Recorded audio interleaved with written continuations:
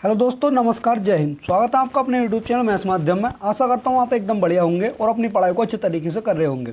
तो सबसे पहले सभी को भैया दूज की हार्दिक शुभकामनाएं।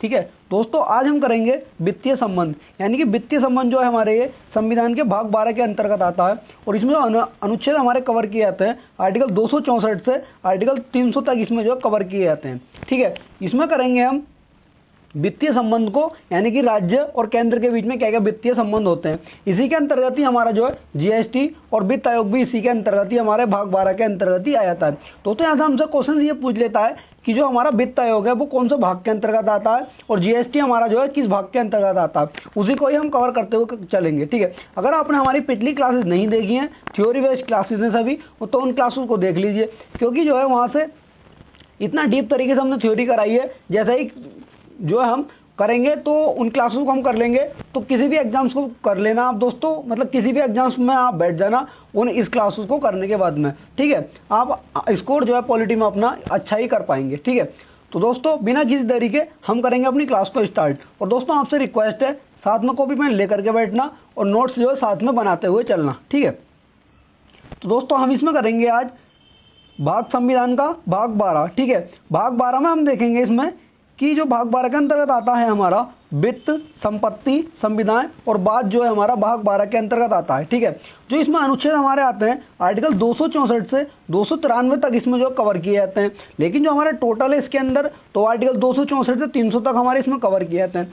जो हम इसमें कवर करते हुए चलेंगे, जो भाग 12 के अंतर्गत होते हैं हमारे 3 अध्यायों में यह हमारा बटा हुआ है। ठीक है, जो हमारे 3 अध्यायों में ये हमारा इसमें बांटते हुए चलेंगे। ठीक है, हमें इसमें जो पहला भाग हम जो इसमें करेंगे, पहला अध्याय हम करेंगे। ठीक है, अध्याय 1 में जो हमारा दे रखा है अनुच्छेद 264 से हमारा स्टार्ट होगा। ठीक है, तो इसमें देखेंगे हमारा अनुच्छेद 264 हमारा क्या कह देगा, मतलब कह रहा है इसमें अनुच्छेद 264 हमारा ये कहता है कि वित्त आयोग शब्द की व्याख्या। दोस्तों इसमें देखोगे आप कि आप कहेंगे जो हमारा वित्त आयोग है वो तो आर्टिकल हमारा 280 में आ जाता है, तो इसमें 264 में क्या है, 264 में हमें ये दे रखा है कि वित्त आयोग जो शब्द है हमारा, उस शब्द की इसमें व्याख्या की गई है आर्टिकल 264 के अंतर्गत। लेकिन जो वित्त आयोग है हमारा वो आर्टिकल 280 के द्वारा उसका जो गठन किया जाता है, आर्टिकल 280 के द्वारा वित्त आयोग का। ठीक है, जो हमारा 264 है इसमें सिर्फ जो वित्त आयोग शब्द है, इस शब्द की व्याख्या को दिया गया है। ठीक है, आगे देखेंगे हमारा इसमें आर्टिकल 265 आ जाता है। 265 हमारा ये कहता है कि कानून के प्राधिकार के बिना कोई कर नहीं लगाया जाएगा या एकत्र नहीं किया जाएगा।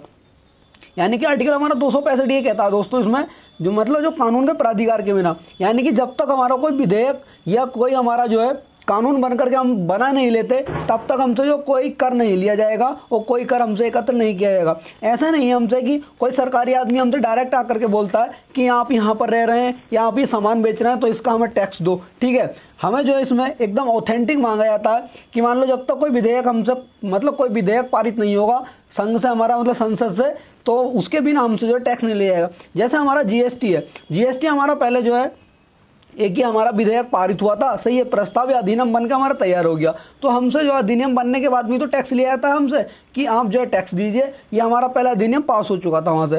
ठीक है, अब इसमें 265 हमारा यही कहता है कि बिना अधिनियम के पास हुए हम कोई भी टैक्स नहीं दे सकते। ठीक है, इसमें हमारा पहला पॉइंट ये कहता है कि संविधान में संशोधन के लिए संसद के साधारण बहुमत की जरूरत होती है।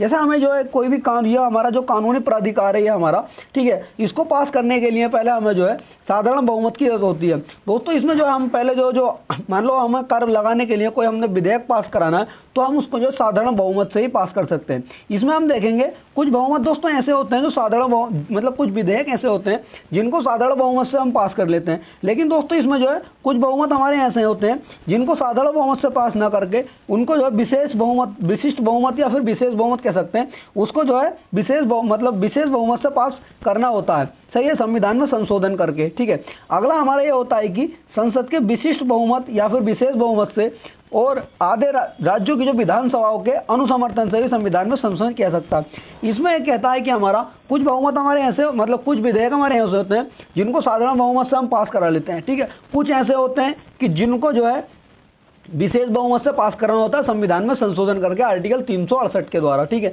आगे हम देखेंगे अपनी क्लास में 368 को बिल्कुल विस्तार से। ठीक है, और कुछ बहुमत हमारे ऐसे होते हैं जिनको विशेष बहुमत के साथ साथ में जो आधे से अधिक हमारे जो राज्य हैं, ठीक है, उन राज्यों की विधानसभाओं से भी उसको पास कराना होता है। तो उसके लिए भी हमारा आर्टिकल 368 की जरूरत होती है। आर्टिकल 368 में जो हमारा संविधान संशोधन दे रखा है, मैं आपको थोड़ा इसके बारे में बता चुका हूँ। आर्टिकल 368 को जो हमने साउथ अफ्रीका से लिया है, ठीक है। इसी में आगे देखेंगे आर्टिकल हमारा 266 आ जाता है। आर्टिकल 266 में हमारा यह है कि भारत की संचित निधि एवं जो हमारी लोक लेखा निधि है उसके बारे में बताया। अब दोस्तों आप कहेंगे कि जो आर्टिकल हमारा 266 है इसमें सिर्फ भारत की संचित निधि के बारे में बताया गया है। इसमें जो आर्टिकल 266 है इसमें लोक लेखा निधि, जो हमारी संचित निधि और लोक लेखा निधि के बारे में बताया गया है कि जो इसके अंदर ही होंगी, ठीक है। आर्टिकल 266 के एक में हमने संचित निधि को रखा है, ठीक है, और आर्टिकल 266 के सेकंड में जो है उसमें हमने लोक लेखा निधि को रखा है, ठीक है।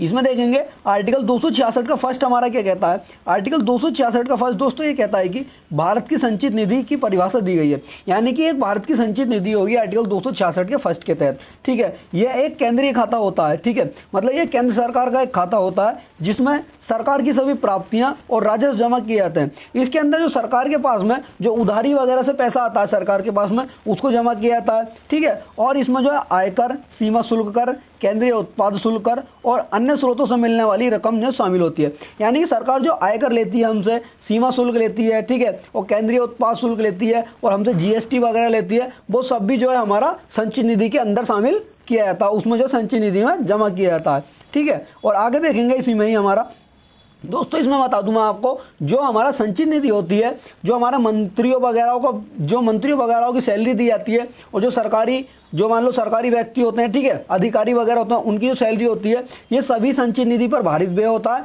इनकी जो सैलरी वगैरह होती है ये सभी संचित निधि से दी जाती है। और जैसे हमारा राष्ट्रपति, राज्यपाल, ठीक है, मुख्यमंत्री, प्रधानमंत्री, जो इनकी सैलरियाँ, जो इनकी तनख्वाहें होती हैं, ये भी हमारा राज्य की संचित निधि से दी जाती हैं, ठीक है। और जो हमारा बजट का पैसा वगैरह होता है ये भी संचित निधि से ही दिया जाता है, ठीक है।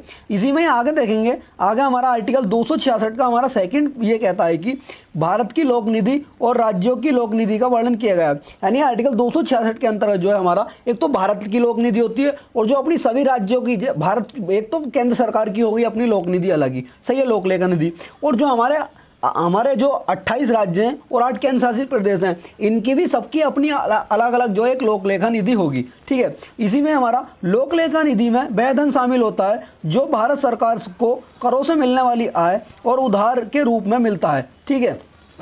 इसमें जो है उस कर को रखा जाता है लोक लेखा निधि में, जो है हमारा भारत सरकार को जो करों से मिलता है कर, मतलब जो करों से पैसा मिलता है, जैसे जीएसटी कर हो गया, इस तरीके से इन करों से जो मिलता है, और जो उधारी मान लो जो सरकार ने मतलब किसी देश को उधार दिया पैसा, ठीक है, या फिर किसी राज्य को उधार पैसा दिया तो उस राज्य से जो पैसा मिलेगा, ठीक है, उसका जो पैसा होगा, उस पैसे का जो ब्याज होगा उसको लोक लेखा निधि में रखा जाएगा, ठीक है। आगे देखेंगे हमारा कर्मचारी भविष्य निधि भी भारत की लोक लेखा निधि में जमा होती है, ठीक है।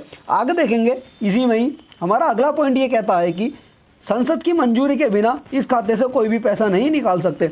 यानी कि जो हमारा पहले जो इस लोक लेखा निधि और जो हमारी संचित निधि होती है, संचित निधि से हम जो है संसद की जो है बिना अनुमति के पैसा नहीं निकाल सकते। जो हम इससे संचित निधि से हमारा पैसा जो निकाला जाता है संसद के द्वारा एक विधेयक पारित करके, एक प्रस्ताव को पारित करके जो है मतलब एक प्रस्ताव रख दिया जाता है कि हमें जो है इतना पैसा संचित निधि से निकालना है, तो उस जो है प्रस्ताव को पहले पारित किया जाता है। पारित करने के बाद में जो उस संसद से जो है उसमें पैसा निकाला जाता है। दोस्तों मैं इसमें आपको बता चुका हूँ कि जो इस पर जो पैसा निकाला जाता है ये नहीं है कि हमारा सरकार ने रख दिया कि मान लो हमें 10,000 करोड़ रुपया निकालना है तो 10,000 करोड़ रुपया हमने डायरेक्ट विधेयक पास करा वहां से निकाल लिया। जब मैंने आपको बजट कराया था, बजट में मैंने आपको बताया था उसके अंदर कि किस तरीके से इसमें बहस होती है प्रस्ताव लाने के बाद में और किस तरीके से इसमें जो कटौती होती है, ठीक है। जैसे मैंने आपको बताया था उस क्लास में, बजट वाली क्लास में जो कटौती प्रस्ताव आता है, ठीक है, उस तरीके से, तो उसमें जो है इस तरीके यह बात जो उसमें बहस वगैरह चलने के बाद में तब यहाँ से पैसा निकाला जाता है, ठीक है। आगे देखेंगे इसी में हमारा सभी सरकारी खर्च इसी कोष से किए जाते हैं। मतलब जो सरकारी काम वगैरह होते हैं, जो सरकारी कामों में पैसा वगैरह खर्च होता है वो हमारा संचित निधि पर ही खर्च होता है, इसी से ही, ठीक है। सिवाय उन खर्चों के जो आकस्मिक निधि या फिर सार्वजनिक खाते से पूरे किए जाते हैं, उनको छोड़ करके जैसे हमारी बाढ़ आ गई, एकदम से पैसा निकालना है, ठीक है, तो वो संचित निधि से नहीं निकालते, वो हम आकस्मिक निधि से निकालते हैं। हम इसमें भी देखेंगे आकस्मिक निधि जो है हमारा वो किसकी मंजूरी के बाद में पैसा आकस्मिक निधि मतलब जो आकस्मिक निधि से निकाला जाता है, ठीक है। 267 देखेंगे हम। 267 267 में जो हमारा 267 में, ठीक है, अब भारत की जो है आकस्मिक निधि मतलब आकस्मिकता निधि दे रखी है, ठीक है। इसमें देखेंगे हम आकस्मिकता निधि से जो है पैसा हम किसकी जो है कब निकालते हैं आकस्मिकता निधि से पैसा, और जो हम किसकी मंजूरी से जो है आकस्मिक निधि जो है हमारा उसकी मंजूरी से पैसा निकालते हैं और ये किसके अंडर में होती है, ठीक है। इसमें देखेंगे हम, इसमें पहला पॉइंट ये दे रखा है कि इसमें पहला पॉइंट है कि संसद विधि द्वारा आकस्मिकता निधि की स्थापना कर सकती है, ठीक है। इसे भारत की आकस्मिकता निधि कहा जाता है। एक जो हमारी आकस्मिकता निधि होती है इसकी जो स्थापना होती है वो संसद के द्वारा इसकी स्थापना की जाती है, ठीक है। इसी में अगला पॉइंट है, इस निधि में समय समय पर जो है राशि जमा की जाती है। इसमें जो है इसके अंदर एक तरीके से हमारा ये होता है जैसे हमारा बैंक का अकाउंट होता है, ठीक है। बैंक के अकाउंट में हमारा ये होता है कि जब हमें जरूरत पड़ती है, ठीक है, बाकी तो हमारे पास में पैसा होता ही है, ठीक है, हमारे घर पे पैसा रखा हुआ होता है, ठीक। आप एक तरीके से मैं आपको एक कहानी के तौर पर बताऊंगा इसमें दोस्तों, ठीक है।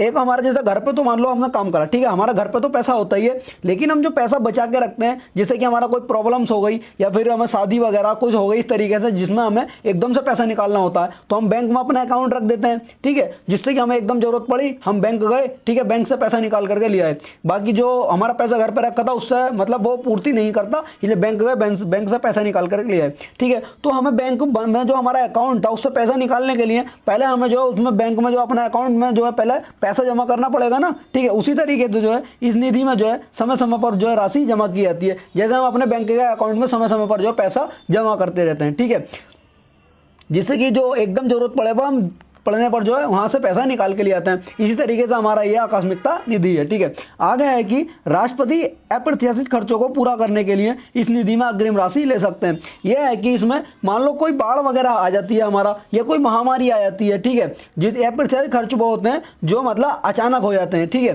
तो वहां पर उनके लिए एकदम पैसे की जरूरत होती है, एकदम की काफी सारा पैसा, तो जो इससे पैसा निकालते हैं वो राष्ट्रपति इससे जो है पैसा निकाल सकते हैं, ठीक है। और इससे जो संसद पैसा निकालती है, जो हमारी संघ सरकार जो पैसा निकालती है इससे, वो राष्ट्रपति की अनुमति के बाद ही आकस्मिकता निधि से पैसा निकाला जाता है, ठीक है। इसी में आगे देखेंगे हम, अगला पॉइंट हमारा ये कहता है कि इसमें राष्ट्रपति की ओर से वित्त सचिव आर्थिक मामलों का विभाग जो होता है हमारा इस निधि का प्रबंधन करता है। यानी कि जो हमारी आकस्मिकता निधि होती है ये राष्ट्रपति के अंडर में होती है, और जो इसमें जो काम किया जाता है जो इसकी देखभाल करते हैं वो हमारा वित्त सचिव इसकी देखभाल करता है, और जो वित्त सचिव होता है वो हमारा आर्थिक मामलों के विभाग के अंतर्गत ही हमारा वित्त सचिव आता है, ठीक है। अगला पॉइंट है हमारा कि इस निधि का इस्तेमाल आपदाओं और अप्रत्याशित खर्चों को पूरा करने के लिए किया जाता है। जैसे कि मैंने अभी आपको बताया आपदा से बाढ़ वगैरह आ जाती है हमारा, ठीक है, जिससे एकदम पैसा निकाला जाए, तो ये इसलिए आकस्मिकता निधि का हमारा जो इससे एकदम पैसा निकाल लिया जाता है, इसीलिए इसकी स्थापना की जाती है, ठीक है।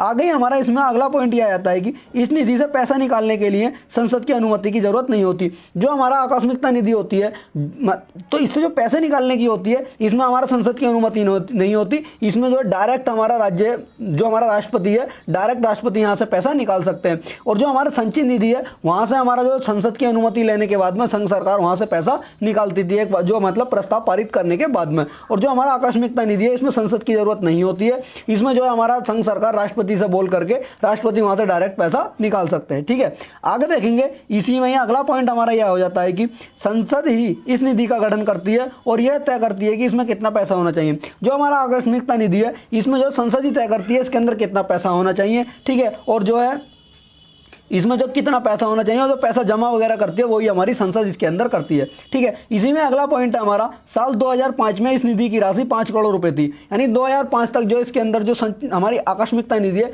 इसकी जो राशि थी इसके अंदर जमा पैसा था वो 5 करोड़ रुपए था, ठीक है।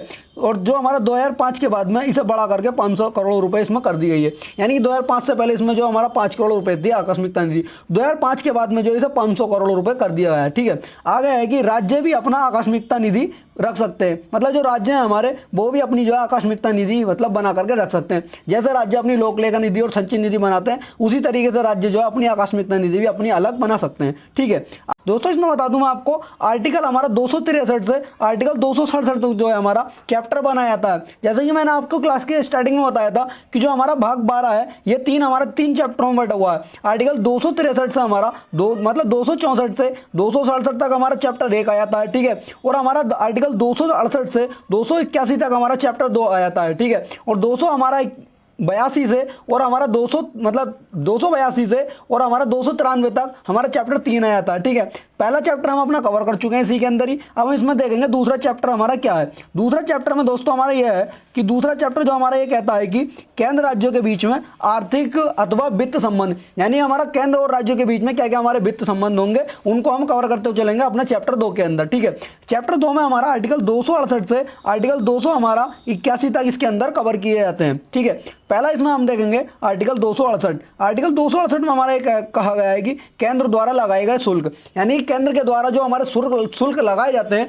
उनको आर्टिकल 268 के अंतर्गत रखा गया। वो भी देखेंगे हम कौन किस जो हमारा केंद्र है वो किस प्रकार के इसमें जो कर लगाते हैं। ठीक है, इसमें देखेंगे हम, इसमें यह कहा गया है कि पहला पॉइंट दे करके कि किसी वित्तीय वर्ष में किसी राज्य में लगाए जाने वाले शुल्क की आय राज्य की संचित निधि का हिस्सा नहीं होती है, बल्कि वह राज्य को सौंप दी जाती है। मान लो इसमें हमारा ये कहा गया है कि किसी वित्तीय वर्ष के अंदर, ठीक है, मान लो हमारा वित्तीय वर्ष चल रहा है 24-25 से हमारा वित्तीय वर्ष चल रहा है। ठीक है, और इसके अंदर हमारा यह है कि किसी वित्तीय वर्ष में किसी राज्य पर जो कर मतलब शुल्क वगैरह लगाए गए हैं और जो उससे आय हमारी होती है, इसको जो है भारत की संचित निधि में नहीं रखा जाता है, यह हमारा भारत की संचित निधि का हिस्सा नहीं होती है। जो हमारा राज्यों से वसूला गया जो शुल्क होता है उसको जो है राज्यों को सौंप दिया जाता है कि ये तुम्हारा है, इसको जो है तुम रखो। ठीक है, इस तरीके से इसी में ही हम आगे देखेंगे। अगला पॉइंट हमारा इसमें यह कहता है कि संसद को संघ सूची में आने वाले जो कर है लगाने का अधिकार है। जो मैंने आपको बताया था, जो हमारे संघ सूची के जो हमारे मतलब संघ सूची के जो विषय होते हैं, ठीक है, उसके उसमें जो संघ सूची में विषय हैं, ठीक है, उन विषय के द्वारा जो कर लगाया गया है संघ सूची में, तो उस पर जो अधिकार होता है वो हमारा संघ का उसमें अधिकार होता है। ठीक है, इसी तरीके से हमारा राज्य विधानमंडल के पास जो होता है राज्य सूची में आने वाले जो कर होते हैं उस पर जो राज्य का हमारा एकमात्र राज्य का अधिकार होता है, उसमें जो हमारा संघ का अधिकार नहीं होता है। ठीक है, उसी में हमारा अगला पॉइंट ये कहता है कि संसद और राज्य विधानमंडल दोनों संवर्ती सूची में आने वालों पर जो है कर लगा सकते हैं। ठीक है, संसद के पास जो कराधान की अवशिष्ट शक्ति होती है, मतलब जो इसमें हमारा संघ सूची में नहीं आते और संवर्ती सूची में नहीं आते और राज्य सूची में नहीं आते, जो अलग से हमारे कर होते हैं उन पर जो अधिकार दिया गया है, जो अवशिष्ट है हमारे मतलब जो किसी में भी नहीं दिए गए, उनको जो है संसद के अंतर्गत रखा गया है, संसद का अधिकार उनके ऊपर होता है। ठीक है, आगे देखेंगे आर्टिकल हमारा 269 आ जाता है। ठीक है, आर्टिकल हमारा 269 में कहा गया है संघ द्वारा लगाए गए अथवा वसूले जाने वाले कर। इसमें जो है हमारा आर्टिकल 269 में हमारा जीएसटी के बारे में भी बताया गया है। ठीक है, तो इसमें देखेंगे हम किस तरीके से हमारा ये है दोस्तों। इसमें जो है हम जीएसटी हमारा आर्टिकल 269 में भी बताया गया है और आर्टिकल 279 में भी हमारा जीएसटी का चर्चा हुई है। तो दोस्तों मैंने इसमें जो है एक इसमें रखा है कि अभी तो हम इसमें मोटा मोटा पढ़ लेंगे, ठीक है, बाद में जीएसटी के ऊपर हम लगभग जो है 30 से 40 मिनट की एक अलग क्लास लेकर के आएंगे। उस क्लास में दोस्तों हम बिल्कुल डीप तरीके से देखेंगे। उस क्लास में जो हमें बिल्कुल इतना देखेंगे कि जीएसटी वो एक ही क्लास हमारे लिए जो होगी जीएसटी के लिए बेनिफिशियल रहेगी, कहीं और फिर उसमें पढ़ने की जरूरत नहीं होगी। ठीक है, उसकी जो है हम एक क्लास करेंगे, बाकी हम जो है यहाँ पर आर्टिकल वाइज इसमें देख लेंगे। ठीक है, इसमें पहला पॉइंट हमारा ये दे रखा है कि संघ द्वारा लगाए गए अथवा वसूले जाने वाले कुछ करों और शुल्कों को राज्यों को सौंप दिया जाता है। मतलब कुछ कर हमारे ऐसे होते हैं कि उनको लगाता तो हमारा संघ है और वसूलता भी संघ है, लेकिन जो उसका पैसा वगैरह आता है वसूलने के बाद में तो उसको जो है हम राज्यों को दे देते हैं। ठीक है, इसी में ही हमारा अगला पॉइंट यह है कि जो हमारा कृषि भूमि के अलावा दूसरी संपत्ति के उत्तराधिकार पर शुल्क होता है। मतलब जो कृषि भूमि पर जो होता है, कृषि पर जो कोई भी कर नहीं होता है, और जो कृषि भूमि के अलावा जो दूसरी संपत्तियों से हमारा कर होता है ना, जो हमारा जैसे मान लो खेत वगैरह की भूमि है उस पर हमारा कर नहीं होता। जैसे हम घर के अंदर रहते हैं हमारा हाउस टैक्स होता है, तो उससे जो हाउस टैक्स जाता है हमारा उसको जो है राज्यों को सौंप दिया जाता है।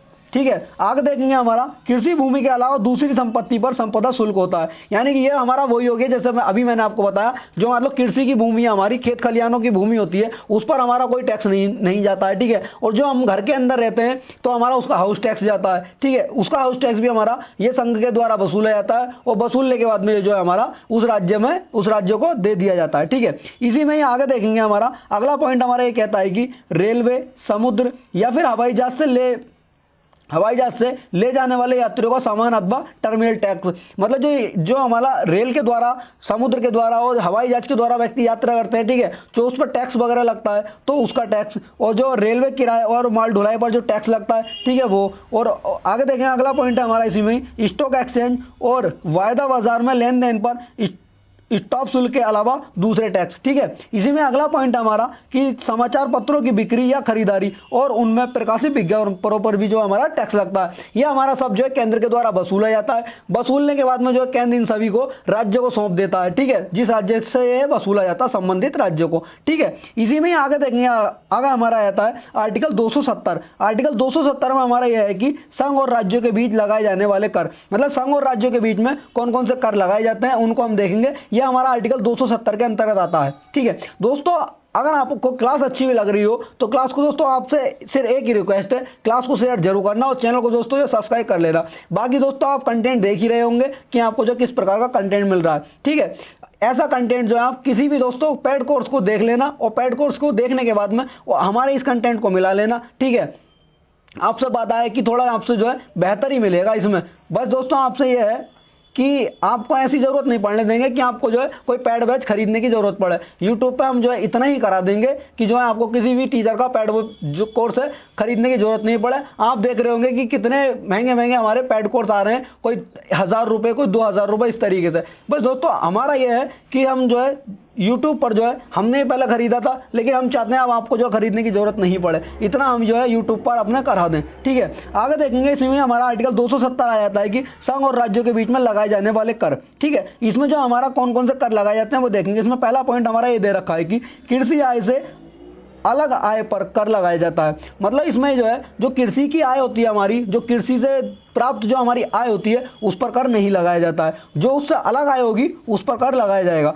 भारत सरकार लगाती है और वसूलती है। मतलब इसमें हमारे दे रखा, हमसे डायरेक्ट क्वेश्चन पूछ लेता है कि जो हमारा कृषि की आय, जो कृषि से प्राप्त आय होती है उस पर कर लगता है या नहीं लगता। इस तरीके से दोस्तों इसको जो है आप हाईलाइट करके नोट कर लेना। मतलब कृषि से प्राप्त आय पर कर नहीं लगता है। ठीक है, उससे अन्य आय पर जो कर लगता है वो हमारा भारत सरकार के द्वारा वसूला अथवा लगाया जाता है। ठीक है, इसी में अगला पॉइंट हमें देखेंगे, इस कर को संघ और राज्यों के बीच में वितरित किया जाता है। जो हमारा इससे प्राप्त जो हमारी आय होती, मतलब जो संघ जो इससे प्राप्त हमारी जो आय होती है कृषि आय से अलग, जो प्राप्त जो मतलब कृषि आय से अलग आय जो होती है उस पर जो कर लगाया जाता है, जो उससे प्राप्त हमारी आय जो हमारी संघों को होती है, तो उस आय को जो है संघ और राज्यों के बीच में बंटवारा किया जाता है। और जो बंटवारा किया जाता है वित्त आयोग के द्वारा इसमें बंटवारा किया जाता है। ये मैं आपको बता दूं दोस्तों। ठीक है, आगे देखेंगे, इसी में हमारा अगला पॉइंट आ जाता है कि इसमें अगला पॉइंट ये कहता है कि किसी वित्तीय वर्ष में किसी ऐसे कर की शुद्ध आय का 1% भारत की संचयी निधि का हिस्सा नहीं होता। यानी कि जो हमारी ये आय प्राप्त होती है उस वित्तीय वर्ष के अंदर में, तो उसको जो संचयी निधि के अंदर जमा नहीं किया जाता, उसको जो राज्यों में बांट दिया जाता है। केंद्र और राज्यों के बीच में उसको जो बांट दिया जाता है, उसको संचयी निधि का हिस्सा नहीं बनाया जाता है। ठीक है, आगे देखेंगे हमारा अगला पॉइंट है, यह प्रतिशत उन राज्यों को दिया जाता है जिनमें वह उस साल वसूला जाता है। मतलब ये जिस राज्य से वसूला जाता है और उस राज्य से और केंद्र के द्वारा उसमें बंटवारा कर दिया जाता है। ठीक है, ये नहीं है कि यूपी से हमने वसूला और एमपी को हमने दे दिया, ऐसा इसमें कुछ नहीं होता। जिस राज्य से वसूलेंगे और उस राज्य के उसी राज्य में ये जो उसको उस राज्य की सरकार में ही जो है बांट देंगे। ठीक है, इसी में अगला पॉइंट हमारा ये आ जाता है कि अगला पॉइंट हमारा ये कहता है कि संघीय परिलब्धियों में भारत की संचयी निधि से देय सभी पेंशन और परिलब्धियां शामिल हैं जिन पर आयकर जो है देना होता है। मतलब जो हमारा संघीय परिलब्धियां होती हैं, मतलब जो संघ की हमारी कार्रवाइयां, मतलब जो संघ के हमारे अधिकारियों की जो आय वगैरह होती है उन पर जो है जो उनसे पैसा दिया जाता है, जो अधिकारी होते हैं वो संचयी निधि से उनसे पैसा लिया जाता है और उसी पैसे को, मतलब जो उनकी सैलरी वगैरह दी जाती हैं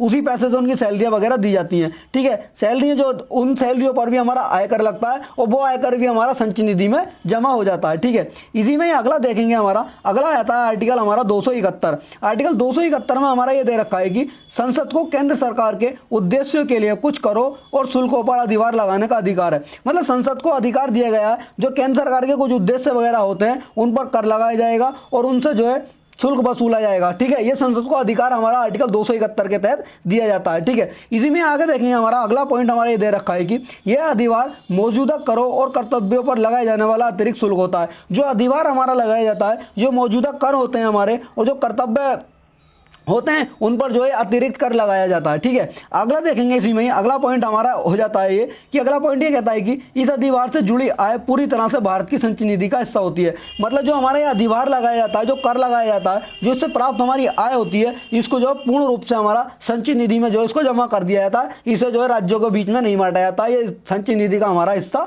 हो जाती है। ठीक है, आगे देखेंगे, आगे आता है आर्टिकल हमारा 272। आर्टिकल 272 में हमारा ये कहा गया है कि वह कर जो संघ द्वारा लगाए गए और एकत्र किए जाते हैं तथा संघ और राज्यों के बीच में वितरित किए जा सकते हैं। मान लो इसमें आर्टिकल 272 हमारा ये कहता है कि उन करों को इसमें रखा गया है, उन करों को जो है संघ ही उनको लगाएगा और संघ ही उनको जो है एकत्रित करेगा। एकत्र करने के बाद में जो है इनको जो है संघ और राज्यों के बीच में वितरित कर दिया जाएगा। यानी कि इसमें जो है हमारा कोई कार्य है कि मान लो उसमें संघ के द्वारा उसको लगाया गया और संघ ने उसको वसूला, मतलब उसमें राज्य ने कोई भी हस्तक्षेप नहीं करा, लेकिन उसे जो है जब बांटने का हिस्सा है, मतलब बांटने की बारी आएगी तो उसको जो है केंद्र और राज्यों के बीच में बांटा जाएगा। जिस राज्य से वसूला गया उसी राज्य में उसको बांट दिया जाएगा केंद्र के बीच में। ठीक है, इसी में हमारा पहला पॉइंट यह है कि जूट और जूट उत्पादों का निर्यात शुल्क के बदले में असम, बिहार, उड़ीसा और पश्चिम बंगाल राज्यों के राजस्व को सहायता दी जाती है। मतलब जो हमारा जूट और जूट के जो उत्पाद होते हैं, जो इनसे प्राप्त हमारा शुल्क होता है, ठीक है,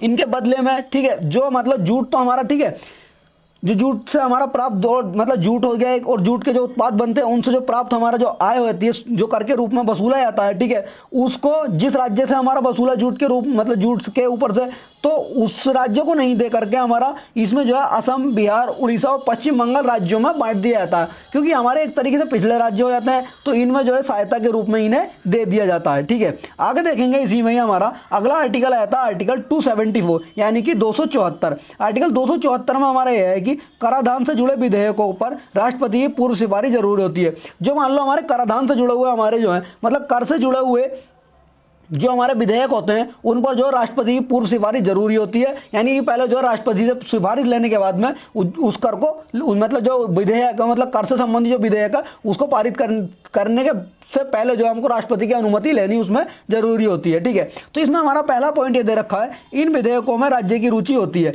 मतलब यह राज्यों की अनुमति के द्वारा ये लाए जाते हैं, इनमें राज्य जो अपनी विशेष मतलब रुचि रखते हैं। ठीक है, हमारा अगला पॉइंट है कि ऐसा कर या शुल्क जो किसी राज्य को सौंपा जाए, ये इसके अंतर्गत आता है। ठीक है, वहां की कुल आय का पूरा या फिर हिस्सा हो। ठीक है, जो वहां की कुल आय होती है। ठीक है, अगला हमारा है कुल आय के संदर्भ में एक कर या फिर शुल्क।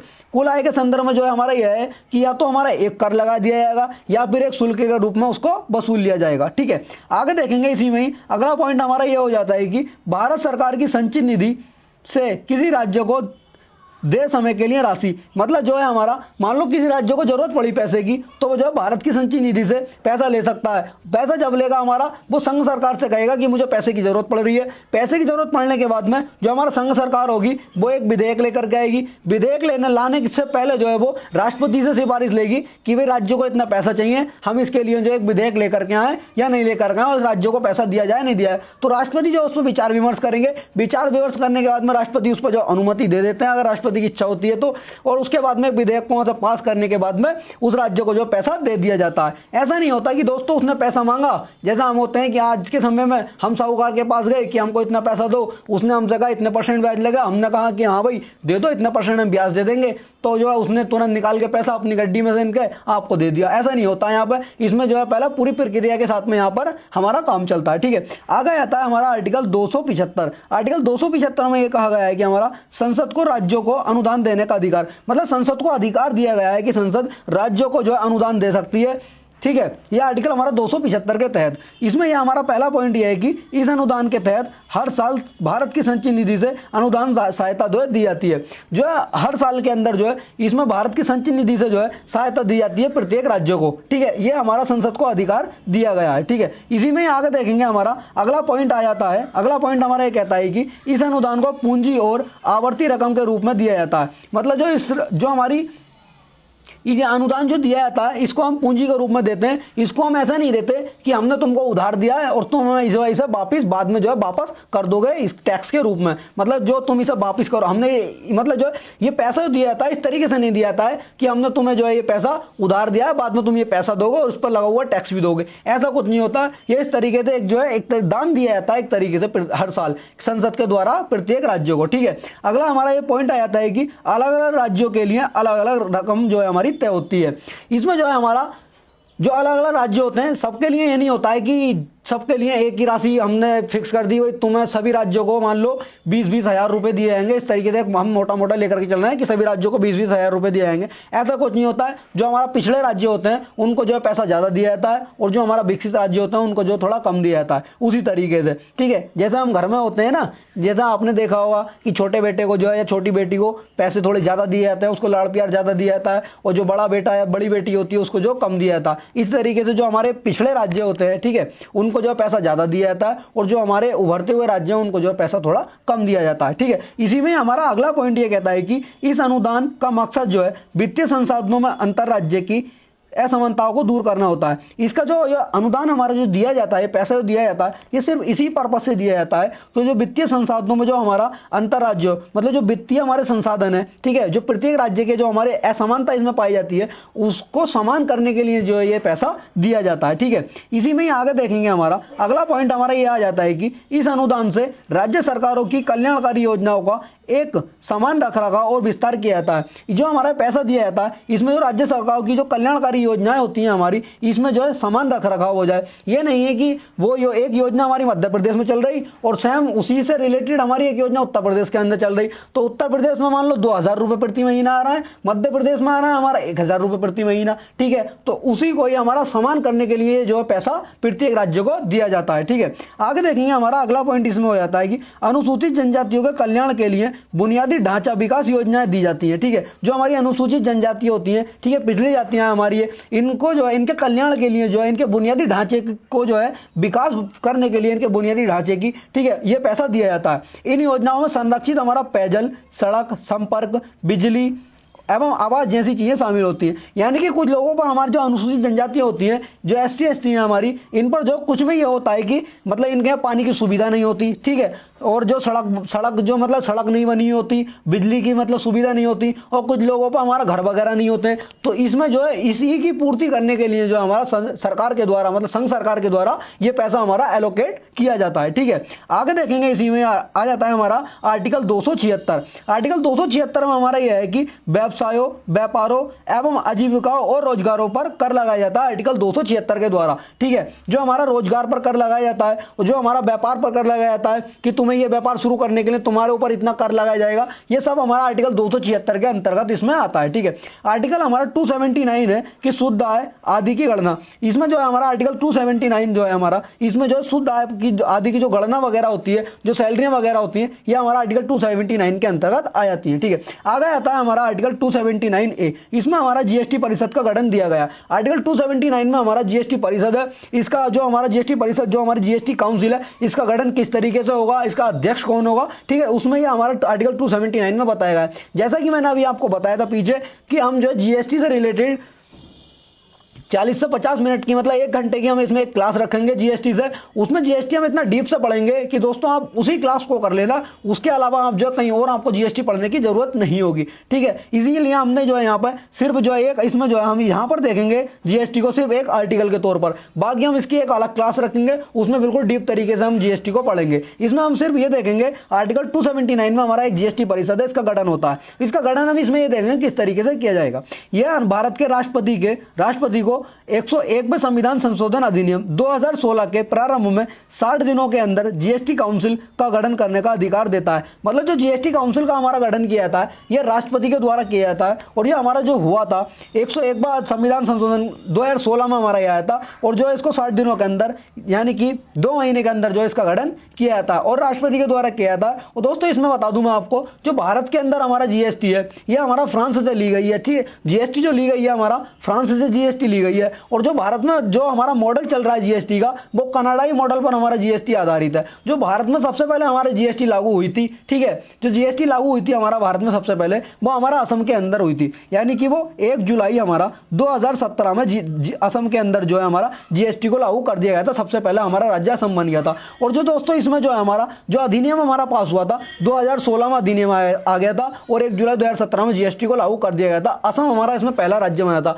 और दोस्तों इसमें बता दूं जो अंतिम राज्य बना था हमारा वो हरियाणा जो अंतिम हमारा राज्य बन गया था। इसमें बता दूं दोस्तों हमारा जो अंतिम राज्य बना था हमारा अंतिम राज्य जो बना था जीएसटी को लागू करने वाला वो हमारा हरियाणा बना था, ठीक है। अभी आप कहेंगे कि इसमें जम्मू कश्मीर भी, ठीक है, जम्मू कश्मीर हमारा बता दूं आपको क्या है, जो हमारा हरियाणा बना था वो अंतिम राज्य बना था जीएसटी को लागू करने वाला, और ठीक है, और जो हमारा जम्मू कश्मीर बना था दोस्तों, जम्मू कश्मीर जो बना था हमारा ये हमारा अंतिम केंद्र शासित प्रदेश बना था जीएसटी को लागू करने वाला।